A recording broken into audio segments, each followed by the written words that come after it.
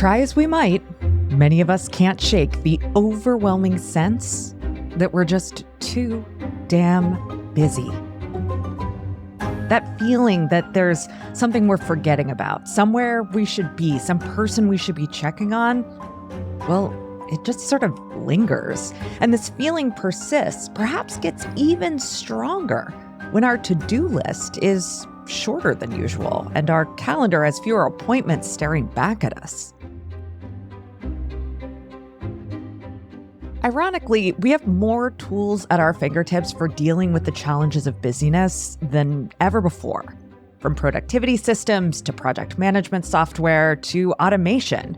If technology were the answer, we'd have solved this problem by now.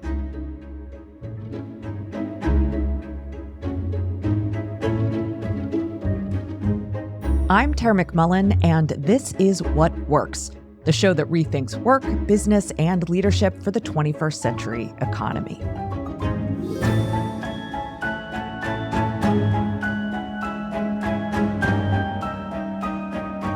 Busyness is sticky. And that's because busyness is more than the amount of stuff we have on our to-do lists or the appointments on our calendars. Busyness is social, structural, and even political, though our go-to solutions for it tend to be individual. So I want to talk about how we can understand busyness on a deeper level, and in doing so, navigate it with more care and grace. And to do that, I want to start by talking about the HBO show, The Pitt. Using The Pitt, we'll explore a nuanced theory of what busyness is and why we experience it, and then we'll distinguish between two forms of busyness and why differentiating between those two forms matters for how we navigate our responsibilities. Finally, I'll offer some recommendations on how we can change things up at work or at home to navigate busyness well. My first exposure to The Pitt was the thumbnail on the HBO Max app. From that photo, I assumed it was an ER reboot.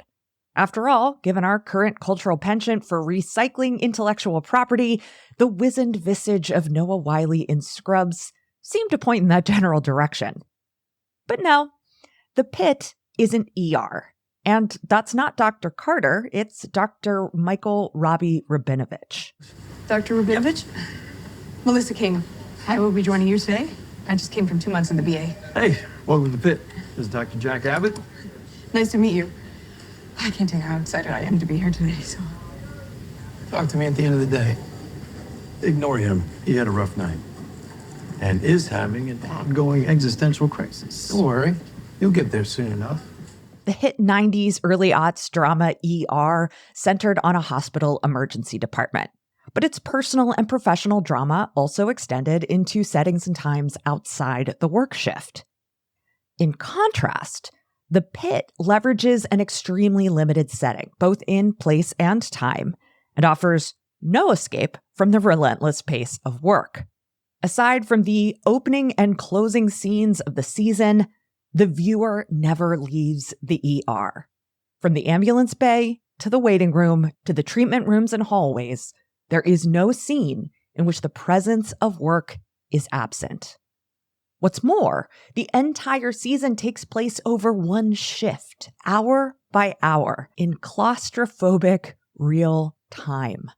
The emergency department of The Pitt serves as the backdrop for an exploration of contemporary work and the way our work lives intersect with neoliberal privatization, gender, race, violence, and the untenable balance of family and career. Given that focus, dealing with busyness as a central theme is kind of unavoidable. The Pitt offers a life or death lens through which to view our own busyness, not to diminish it, but instead to ask, why is it like this? But let's back up for a second. What are we really talking about when we talk about busyness? Well, scholar Claire Holdsworth argues in her book, The Social Life of Busyness, that busyness is more than the condition of having too much to do and not enough time to do it.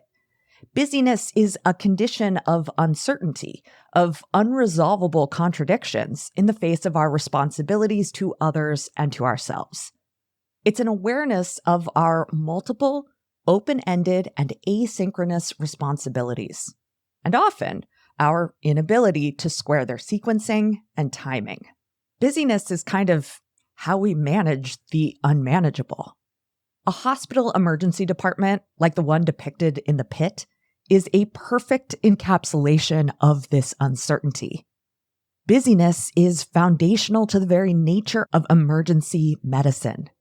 Every shift, doctors and nurses must prioritize some care and deprioritize other care in the name of saving lives, even at the expense of others' needs or relative comfort. Their job is to keep the possibilities open for as many people as they can. Saving a life doesn't often mean fixing the problem that's jeopardizing it. In the ER, saving a life means doing just enough to get the patient to the next phase of the process.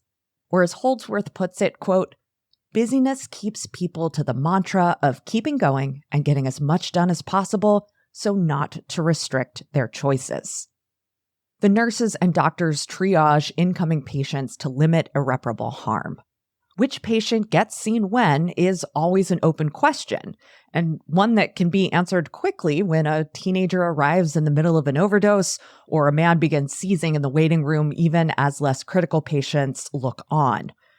The show's morality is quite clear. It sucks to wait, but dying sucks more. Busyness, therefore, is a study in contradictions.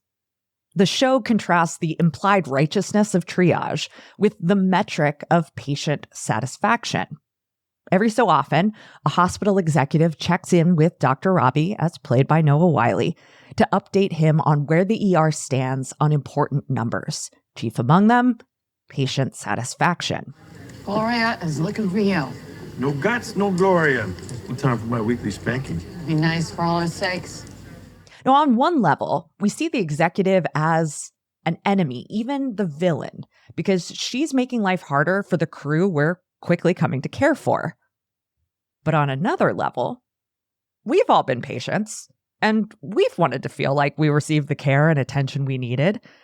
So we can at once identify that a metric like patient satisfaction is deeply flawed and want to be a patient who leaves the ER satisfied.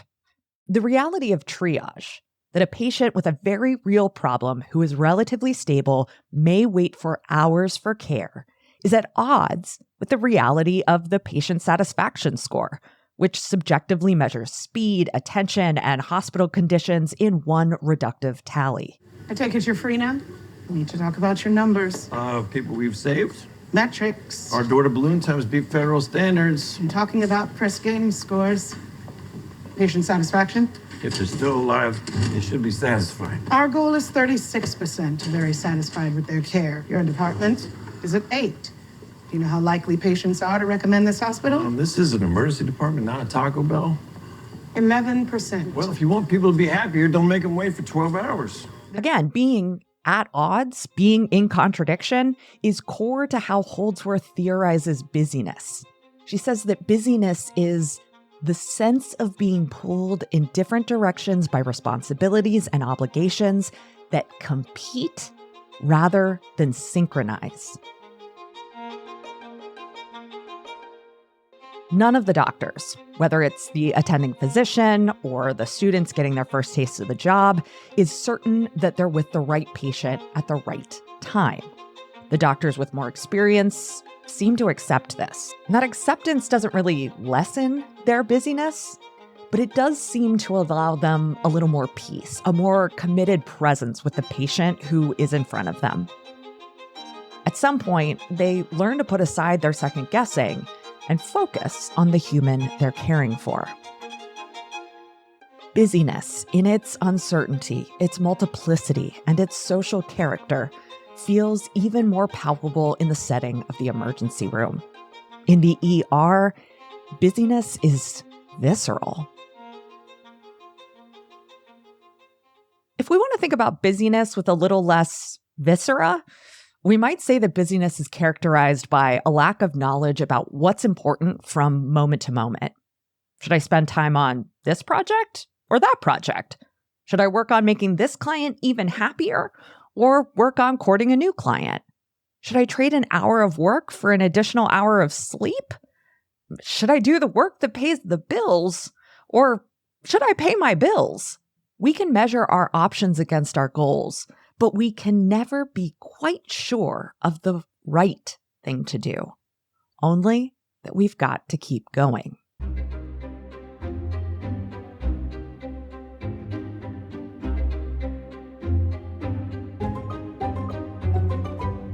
Practically speaking, we might think about busyness as work faster, work harder, work longer, or as a theorist might put it, acceleration, intensification, and extension. But one of the reasons that busyness is such an intractable problem is that it's more than the sum of those components. It's a condition defined by the uncertainty inherent in dealing with contradicting demands on our time, activity, and attention, especially when we don't have all the information we'd like to have. Now, with our theory of busyness established, let's move on to busyness in practice.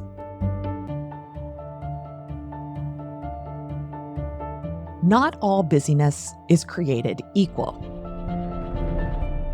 Some busyness is transient, coming and going with the seasons, a coincidence of scheduling, or an intentional push toward a goal. We could call this situational busyness. Now, there's another kind of busyness, a busyness that lingers, even festers, because it's built into the structure of daily life or work. We can call this structural busyness. We experience both situational and structural busyness within a political economy of busyness, by which I mean a policy regime, a collection of policy choices that generates busyness by design. Let's examine what this looks like inside the Pitt. Warning, light spoilers to follow. The first 11 episodes of the Pitt follow the staff, the attending physician, residents, medical students, nurses, orderlies, and security officers as they deal with a never-ending queue of patients. We see the overcrowded waiting room, the equally overcrowded patient area, and the frenzied pace of healthcare workers.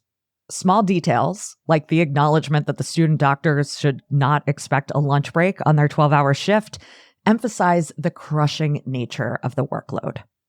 We see the push and pull between the market-based for-profit healthcare industry and the care-driven practice of medicine. I mentioned patient satisfaction scores earlier, but Dr. Robbie is also confronted with a potential corporate takeover of the hospital and given the instruction to fill out patient records so that the hospital can account for, that is, charge for, every step of care. The daily busyness of the hospital emergency department is structural. The limited capacity of the building and the staff simply can't meet the demands placed on them. The available resources just don't balance out the relentless need, intensifying the sense that the doctors and nurses are pulled in different directions. It doesn't matter how fast the doctors and nurses work, this structural busyness can't be resolved until the appropriate resources are made available or the need greatly diminishes. Since neither are addressed in any meaningful way, the structural busyness persists. The reason that more resources aren't provided or that the need never diminishes is our political economy of busyness. A market-based, for-profit healthcare industry requires healthcare providers to work in a state of consistent scarcity for the benefit of wealthy shareholders. Even in a nonprofit hospital, for-profit health insurance and medical technology companies are all vying for a piece of the action. There's a nursing shortage across the country. Most of our patients are boarders who are waiting for a bed upstairs. We don't have the beds. That's bullshit. The beds are up there. You just don't want to hire the staff you need to care for. The United States market-based for-profit healthcare system is a policy choice as well as a moral choice that rests on who deserves care and health. It's a choice we could choose to make differently, but we don't. So that's structural busyness. Now, in the 12th episode of The Pitt, the staff learn that there's been a mass shooting at a music festival. They begin to make plans for accepting an unknown number of victims. What was once everyday busyness morphs into an extraordinary crisis. Hey, what's going on? Mass casualty at Pitt Fest. How many victims? We don't know. Expect the worst. Okay, everybody listen up. There is an active shooter at Pitt Fest. As the nearest trauma center, we are going to be getting the majority of the victims. We don't know yet how many we are getting, but we are instituting hospital-wide emergency protocols. Call your loved ones now if you need to. I can guarantee you cell service will soon be overwhelmed. Eat something, stay hydrated, use the bathroom while there's time, and meet back here for a full briefing in 5 minutes, bro. Everyone in the emergency department, plus many more from throughout the hospital, rise to the occasion. This onslaught of uncertainty and conflicting responsibilities, well, that's situational busyness. The pace of work does accelerate. Well, one patient at a time, right? The goal is to triage each patient in 10 seconds. 10 seconds, got it. At the same time, this feeling of being pulled in multiple directions takes on a distinct aesthetic. Okay, triage is going to assess and assign every patient to a specific zone with a colored slap band. Patient who comes in with a red slap band goes to the red zone, which is the trauma rooms with overflow out here. These are the most critical patients who will die without immediate attention. We have 5 minutes to try and stabilize the reds. After that, it's OR, ICU, or morgue. The south and central common area over there will be the pink zone. That is for patients who will die in under an hour without treatment. Yellow zone is the north corridor. Those are going to be mostly extremity wounds. Good vitals, talking. But a yellow can change to a red if they go south. You got to stay on top of them, even if they seem stable. Green, minor laxant sprains, they go to family medicine. Black and white bands are DOA, imminent death. Peds is now our morgue. Let's hope we don't get too many of these. We're a MASH unit now. There's no charting, no electronic medical records, no board. In the middle of this crisis, the staff runs out of blood, and they respond by each doctor and nurse, in turn, taking a break from care to donate their own. When they run out of chest tubes, one of the student doctors gets creative. The adrenaline of the crisis leads to heightened focus, strategic risk-taking, and innovative thinking. But by the end of the episode, with an unknown number of victims still incoming, the doctors and nurses start to waver. Luckily, situational business is temporary. The crisis will end. With time, things will go back to normal, but that normal will still be unacceptably busy.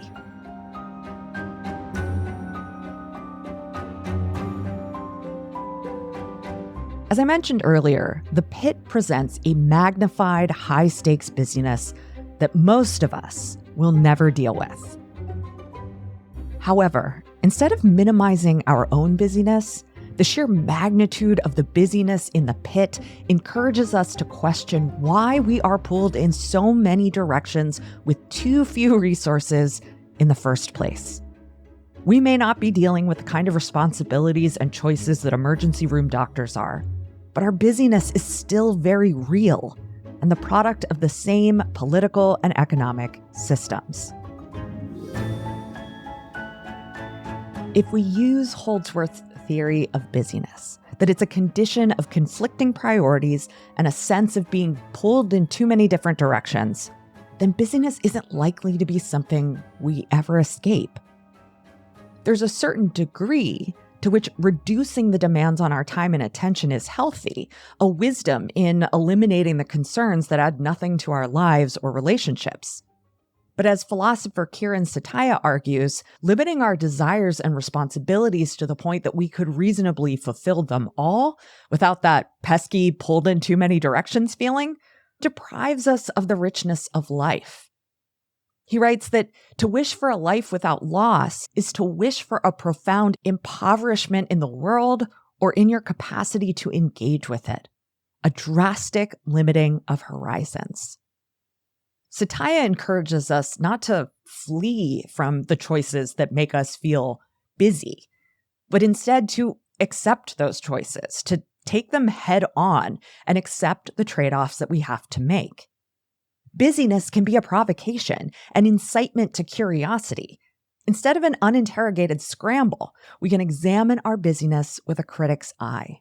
The first step to doing that is to determine whether the busyness we're currently experiencing is situational or structural. Is it temporary or is it ongoing? Is it the product of specific circumstances or the persistent result of systems?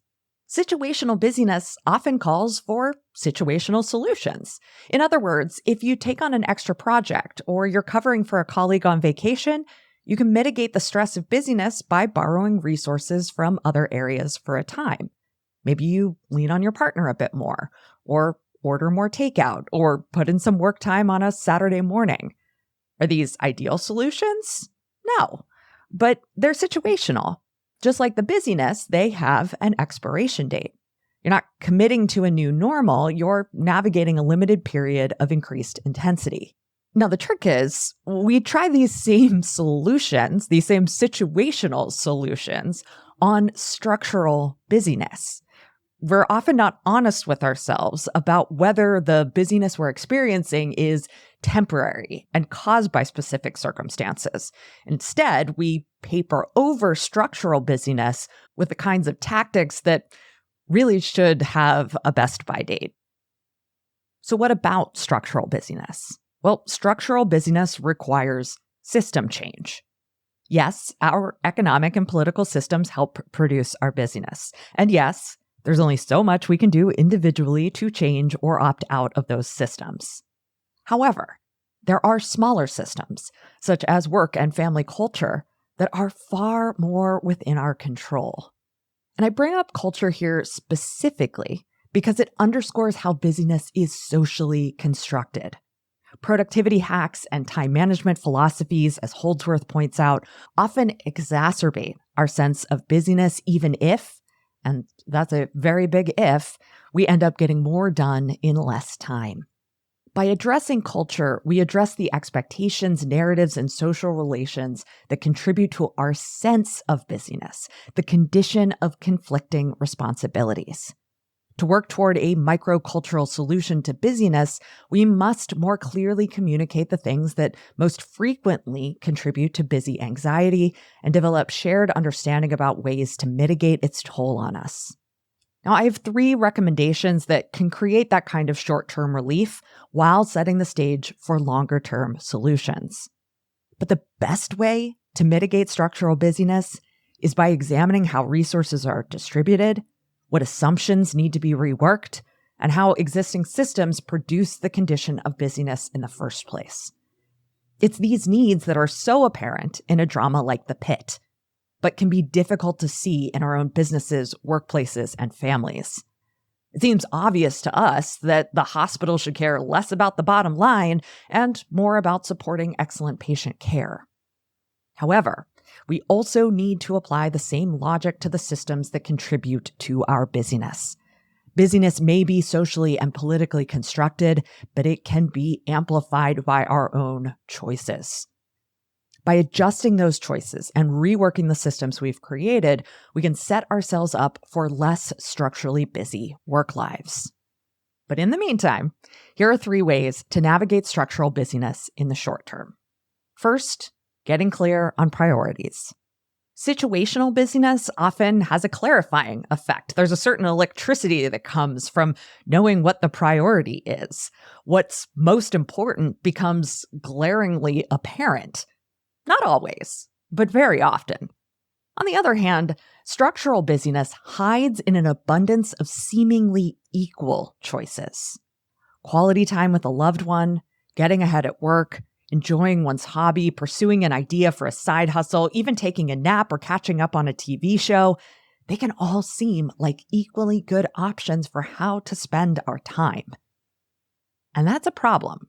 When we lack a framework for making a choice, not only for something, but also against the other options, we experience that familiar fear of missing out. That's not to say that answering the question, what's most important right now, is easy, because it's not. But if we do it more often, find more precise ways to define important, and practice saying not now to the options we don't choose, we can more fully commit to what we do choose, just as the more experienced doctors of the Pitt do. Second, we got to know when to compromise. Just as structural busyness hides in seemingly equal choices, it also hides in seemingly equal expectations. We can believe that the standards we hold in one area of life should also be the standards we hold in all other areas of life. In a 1985 essay for the New York Times, Barbara Ehrenreich mused on the cult of conspicuous busyness.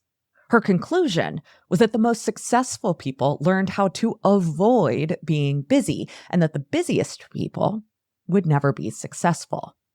It's not that successful people don't have more than enough to do. Instead, she argues, they've learned when to compromise. She writes, "The secret of the truly successful, I believe, is that they learned early in life how not to be busy. They saw through that adage, repeated to me so often in childhood, that anything worth doing is worth doing well. The truth is, many things are worth doing only in the most slovenly, half-hearted fashion possible, and many other things are not worth doing at all." In identifying what responsibilities can have the lowest expectations, we lessen their pull on our psyches. However, compromise can't and doesn't happen in a vacuum. Compromise is always a negotiation between those implicated by the responsibility in question.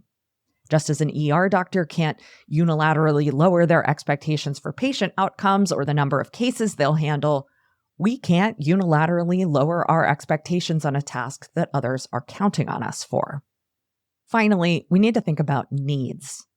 Structural busyness can convince us that our needs aren't valid, or at least that our needs aren't as important as others' needs. In that same essay, Ehrenreich recounts a conversation with a friend who seemed to call her up only to complain about how busy she was. Ehrenreich notes that she too was busy, just with responsibilities that weren't as high stakes as her friends. She didn't mention this to the friend to avoid coming off as the wrong kind of busy. Ehrenreich's friend needed to vent, so she called up Barbara. In the process, her friend prioritized her own concerns over those of Ehrenreich. She doesn't say so explicitly, but Ehrenreich implies a feeling of having her needs dismissed by her friend.